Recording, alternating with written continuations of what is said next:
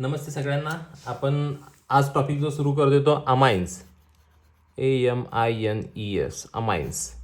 आता जो हा अमाइन्स टॉपिक आहे ना, ॲक्च्युली हा अमाइन्स टॉपिकमध्ये आपण अमाइन्स काय असतात ते बघणार आहे. आता अमाइन्स काय असतात, तर ह्या अमाइन्समध्ये काय असतो तर नायट्रोजन असतो. तर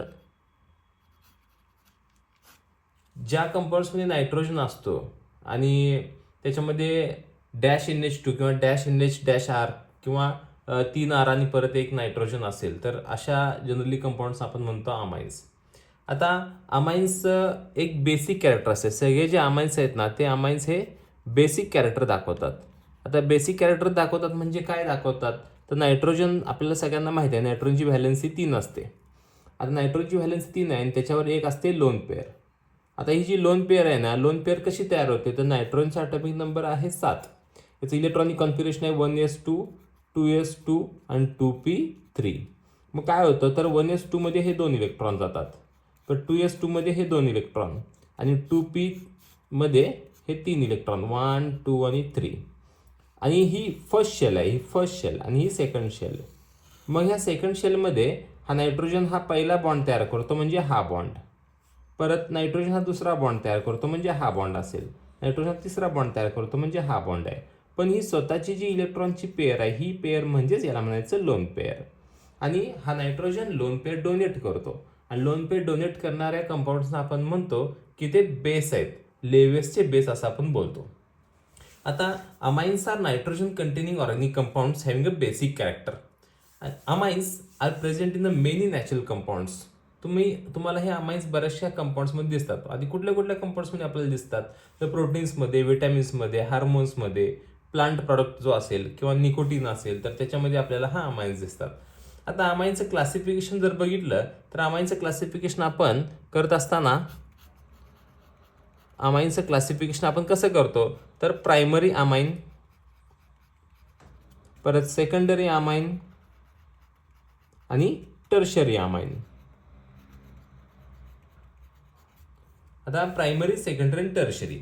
आता हे प्रायमरी, सेकंड, टर्शरी आपण कसं ओळखू शकतो आपण, तर त्या नायट्रोजनला अटॅच असणाऱ्या अल्किल ग्रुपवरून ओळखू शकतो. किती अल्किल ग्रुप ॲड झालेत किंवा किती अटॅच आहेत त्याच्यावरून आपण ओळखू शकतो. फॉर एक्झाम्पल, प्रायमरी अमाइनमध्ये काय असतं, तर R-NH2 असतो, म्हणजे इथं R आहे, R म्हणजे अल्किल ग्रुप असतो. सेकंडरी अमाइनमध्ये काय असतं, तर R-NH-R असतो. पण टर्शरी अमाइनमध्ये काय असतं, तर R-N-R-R, म्हणजेच इथं एक बॉन्ड कार्बनला गेलाय म्हणजे अल्किल ग्रुपला, इथं 2 अल्किल ग्रुप आहेत, इथं 3 अल्किल ग्रुप आहेत.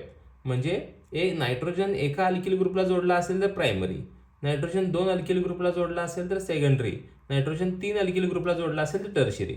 आणि या प्रत्येक नायट्रोजनवर एक लोन पेअर आहे, हे समजून घ्यायचं आहे. आता प्रत्येकाचे एक्झाम्पल्स द्यायला पाहिजेत. मग आता ह्याचं समजा मी असं म्हटलं की याचं एक्झाम्पल C2H5-NH2 असं मी सांगितलं, त्याचं नाव काय होईल, तर इथिलामाइन. याचा आहे इथिलामाइन. आता समजा मी असं म्हटलं की याच्यामध्ये 2 अल्किल ग्रुप घ्यायचे, समजा मी असं केलं CH3-NH-CH3. जर आता मी काय केलं, 2 अल्किल ग्रुप जर जोडले असतील तर याचं नाव काय येईल, तर हा एक मिथिल आहे, हा एक मिथिल आहे, म्हणजेच डायमिथिल अमाइन. किंवा समजा हा इथिल असेल, हा मिथिल असेल, इथिल मिथिल अमाइन आपण असं म्हणू शकतोय. किंवा या नायट्रोजनला समजा 3 अल्किल ग्रुप आहेत, CH3-N-CH3-CH3. तर असं असेल तर आपण याला म्हणायचं ट्रायमिथिल अमाइन. किंवा वेगळे असेल तर वेगळ्यांची नावं अल्फाबेट्स प्रमाणे आपण लिहितो. आता याच्यामध्ये आपण काय करतो की 2 टाईपनं आपण नॉमेनक्लेचर बघू शकतो. एक म्हणजे कॉमन नेम आणि दुसरं म्हणजे आयुपेसी नेम. आता कॉमन नेम जे असतात ना, तर ते अलिफॅटिक अमाइन्स जर आपण घेतले तर त्यांचे जे काही अल्किल ग्रुप्स आहेत ना, ते आपण म्हणजे आधी लिहायचे आणि सफिक्स म्हणून अमाइन लिहायचं, अशी पद्धत आहे. आता मी फॉर एक्झाम्पल तुम्हाला हे जे सांगितलं, हे सगळे सांगितले ते हे कॉमन नेम सांगितले. आता आयुपेसी नेमचं जर आपण बघितलं तर आयुपेसीमध्ये आपण एका वेगळ्या फॉर्मॅटप्रमाणे आपण ते सांगतो. म्हणजे कसं, फॉर एक्झाम्पल बघा, समजा मी असं म्हटलं की CH3-NH2 असं म्हटलं, तर आता याचं मी नाव सांगायचं असेल तर कॉमन नेममध्ये मी काय म्हणणार, तर याला म्हणायचं मिथिल अमाइन. म्हणजे हा कोण आहे, मिथिल, METHYL, मिथाईल. आणि हा कोण आहे, अमाइन, हा मिथिल अमाइन आपण सांगणार. म्हणजेच कसं, हे कॉमन नेम आलं.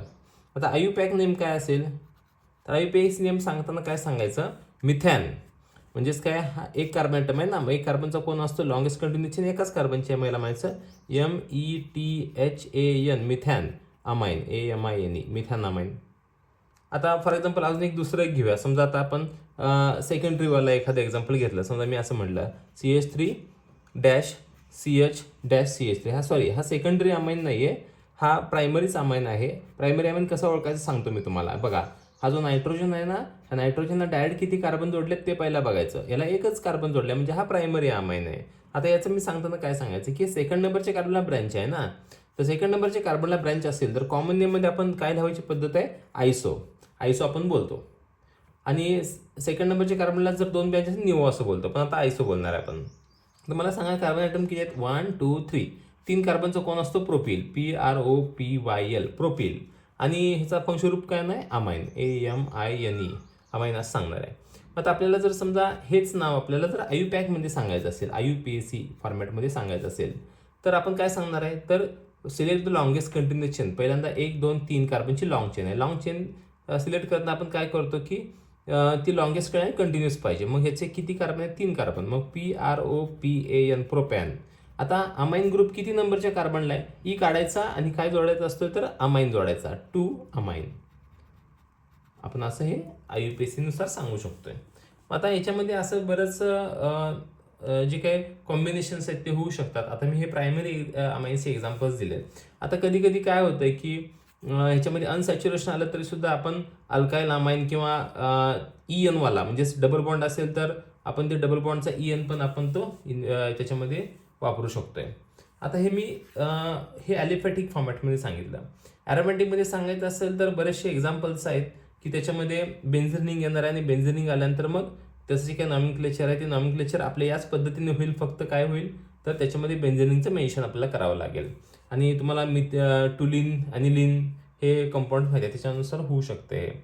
जर समजा सेकंडरी अमाइनचं एखादं एक्झाम्पल सांगायचं म्हटलं तर मी असं लिहितो बघा, CH3-NH-CH3. आता हे मी एक्झाम्पल घेतोय. आता ह्याच्यामध्ये सेकंडरी कसा ओळखायचा की नायट्रोजनला 2 अल्किल ग्रुप जोडलेत, त्यामुळं हे 2 अल्किल ग्रुप जोडले असेल त्याला म्हणायचं सेकंडरी अमाइन. आता ह्याचं सांगताना आपण कॉमनली सांगताना काय सांगतो, कॉमन नेम सांगताना काय म्हणणार आहे, डाय METHYL, मिथाईल, आणि अमाइन, AMINE, हे कॉमन नेम झालं. IUPAC नेम कसं सांगणार तुम्ही, तर IUPAC मध्ये पहिल्यांदा तुम्हाला काय लिहावं लागेल, तर पहिल्यांदा कधी पण लॉंगेस्ट कंटिन्युअस चेन सिलेक्ट करावी लागते. मग मी समजा ही एक लॉंगेस्ट कंटिन्युअस चेन सिलेक्ट केली. आता ही जर समजा लॉंग चेन सिलेक्ट केली मी, तर राहिलेली ही जी ब्रँच आली. आता या ब्रँचमध्ये आपण काय सांगणार आहे की हा एक मिथिल ग्रुप आहे. हा मिथिल ग्रुप कोणाला जोडलाय, नायट्रोजनला जोडलाय. म्हणून आपण लिहायचं नायट्रोजनला कोण जोडलाय, तर मिथिल ग्रुप जोडलाय. त्यामुळे आपण म्हणायचं N मिथाईल, N मिथाईल.